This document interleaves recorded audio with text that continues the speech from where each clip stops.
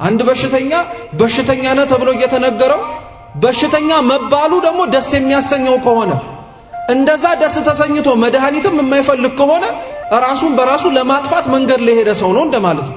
ኃጢአት እየሰራ ኃጢአተኛነቱን የሚወድ ሰው ራሱን በራሱ ለመግደል መንገድ ላይ ሆነ ሰው። ራስን ማጥፋት በነገራችን ላይ ባንገታችን ላይ ሲባጎ ማጥለቅ ወይ ገመድ ማጥለቅ ወይ የተለያዩ ነገሮችን ወደ ውስጣችን አስገብተን ህይወታችንን ማቆም ማለት ብቻ አይደለም። ኃጢአት እየሰራ በኃጢአቱ ለመመላለስ የሚመርጥ ሰው ራሱን ለማጥፋት በደንብ አድርጎ ለመኖር የሚፈልግ ሰው፣ ላልተፈጠረለት ህይወት ተገዢ ሆኖ መኖር የሚፈልግ ሰው። ስለዚህ አንዳንድ ሰው ስለ ኃጢአት ሲማር ሲያውቅ ደግሞ ማወቅም መማርም የማይፈልገው እያወቀም ደግሞ ስለዛ ነገር ደስ እያለው የሚሰማው ኃጢአተኛ መባልን ኃጢአተኛ ነኝ አንተ ኃጢአተኛ ነህ ሲባል ደስ የሚሰኝ ሰው አለ። እርግጥ ነው ጻድቃን ቅዱሳን በገድላት በድርሳናቶቻችን ላይ ስናነብ ኃጢአተኛ ሲባሉ ደስ ይላቸዋል። እንደዛ ደስ ያሰኛቸው ግን ኃጢአተኛ ሆኖ አይደለም፣ ያላቸው ጽድቅ እንዳይገለጥ ስለሚፈልጉ ነው እንጂ እኛ ምን ጽድቅ ኖረን ነው ኃጢአተኛ ሲባል ሊያስደስተን የሚችለው?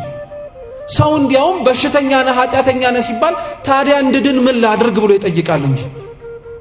ኃጢአትን ሶስተኛ በዚህ አይነት መልኩ ሰው ይመለከተዋል።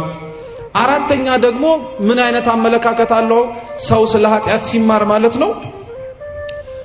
እንደነዚህ አይነቱን ነገር እኔ አልፈልግም ይላል። እንደዚህ አይነት አመለካከት ያላቸው ሰዎች ደግሞ ምን አይነት መሰላችሁ? በደንብ አድርጋችሁ ስሙ። ዓለሙ የምንኖርበት ማለት ነው ብዙ መሆን እየተጠበቀብን ስላልሆናቸው ነገሮች ይወቅሰናል፣ ይገስጸናል። ውጪ ያለው ዓለም መሆን ስላቃተንና ማድረግ ስላቃተን ብዙ ነገሮች አንተ እኮ እንደዚህ ነህ አንተ እኮ እንደዚህ ነህ እያለ ይተቸናል። ይሄ አልበቃ ብሎ የውጩ ኩርኩም የውጩ ድቆሳ አልበቃ ብሎ ደግሞ ቤተክርስቲያንም ስንመጣ ቤተክርስቲያንም እናንተ ኃጢአተኞች ናችሁ እናንተ በደለኞች ናችሁ ስንባል እኔ ስለ ኃጢአት መማር አልፈልግም እንዴ ቢያንስ ከናንተ መካከል እንኳን የሚያጽናና ነገር ለምን አትናገሩንም ብለው ደግሞ የሚጠፋሉ። ይሄ በነገራችን ላይ ቀላል ይመስላችኋል፣ ግን ብዙ ወጣቶች ብዙ ከቤተ ክርስቲያን በአምልኮቱ ወይም በሥርዓተ አምልኮ በቅዳሴው በተለያዩ ነገሮች በጉባኤም ጭምር መሳተፍ እየፈለጉ ግን ለምን እንደማትሳተፉት ሲባሉ እንዴ ዓለም የሚደቁሰኝ ሳያንሳት ቤተ ክርስቲያንም ስመጣ እኮ አንተ ኃጢአተኛ ነህ አንተ በደለኛ ነህ አንተ ዘማዊ ነህ እየተባለ ሲነገረኝ እንዴት ታዲያ ቀናውን መንገድ አይቼ ልሂድ የሚል አመለካከት ያለው ሰው አለ። በነገራችን ላይ ቤተ ክርስቲያን ስንመጣ የሆነውን የምትነግረን ቤተ ክርስቲያን መስታወት ስለሆነችን ማንም ሰው ከኛ መካከል መስታወት ፊት ቆሞ የሆነውን ነገር ራሱን መልሶ ያያል እንጂ ያልሆነውን ነገር ነህ ተብሎ አይነገረውም አያየውም ጭምር። ቤተ ክርስቲያኑ ስንመጣ ክርስቲያኖች ኃጢአተኞች ናችሁ ክፉዎች ናችሁ በደለኞች ናችሁ የምንባለው እኛን ለመደቆስ እኛን ሞራላችንን ለመጉዳት ነው ብሎ የሚያስብ ሰው ካለ በጣም ልክ አይደለም። እንደዛ ተብሎ የሚነገረን ሆነን ስለተገኘን የኃጢአታችን መልኩ ቅርጹ አይነቱ ሊለያይ ስለሚችል ነው። ለምሳሌ አንዳንድ ሰው እናንተ ዘማውያን ተብሎ ሲጠራ እኔ ዘማዊ እኮ አይደለሁም እነገሌ ሊዘሙቱ ይችላሉ እኔ ግን አይደለሁም ሊል ይችላል። እርግጥ ነው አንተ ያንን ኃጢአት ላትሰራው ትችላለህ። ይሄ ግን ልማደ መጽሐፍ ነው። ክርስቶስ ሲያስተምር እንዲህን ያደረገው ታስታውሳላችሁ።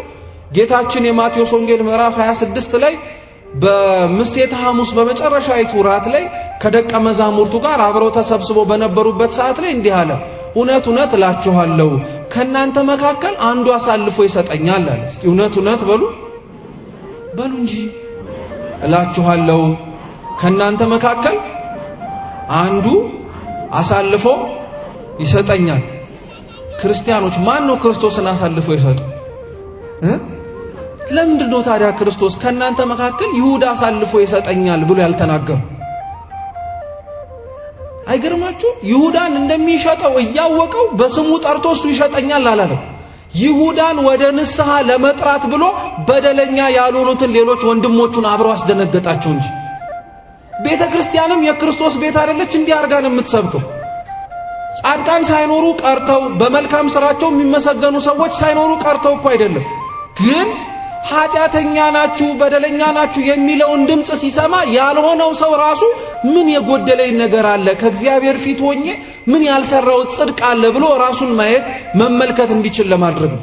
ይሄ ያልገባው ሰው ግን ቤተክርስቲያኒቷ ፈራጅ ናት። ዝም ብላ ጽድቃችንን ኩነኔያችንን ሳታውቅ እንዲሁ ዝም ብላ ኃጢአተኛ ነኝ በደለኛ ነኝ ትለናለች የሚል ሰው አለ።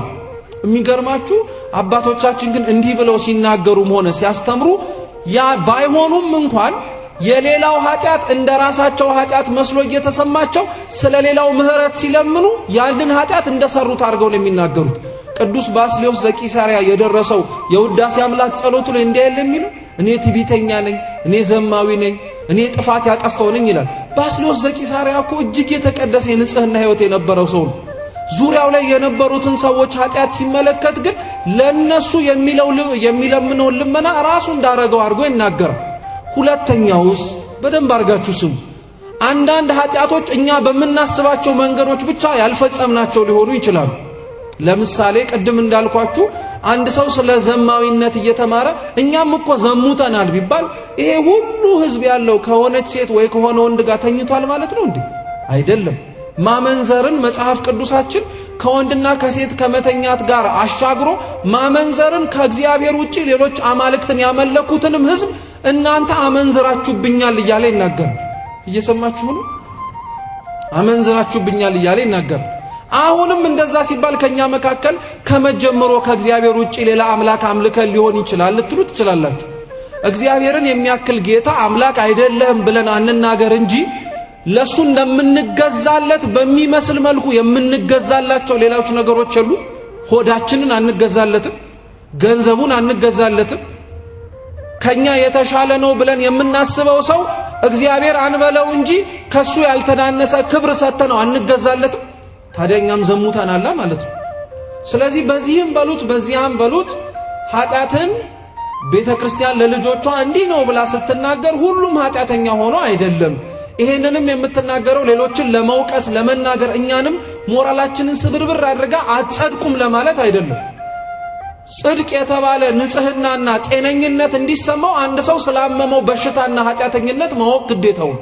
ሐኪም ቤት የትኛው ሰው ነው ሄዶ ሐኪሙ በሽታውን ሳይመለከተው ያለበትን ችግር ሳያውቅ ጤነኛ ነህ ብሎ ይሸኘዋል? አይለውም በፍጹም። ያለበትን ችግር መስማትም ባይፈልግ ቁጭ አድርጎ ይነግረዋል እንጂ። ከኛ መካከል ኃጢአታችንን መስማት ላንፈልግ እንችላለን። እግዚአብሔር ግን እንድንሰማው ግድ ይለናል።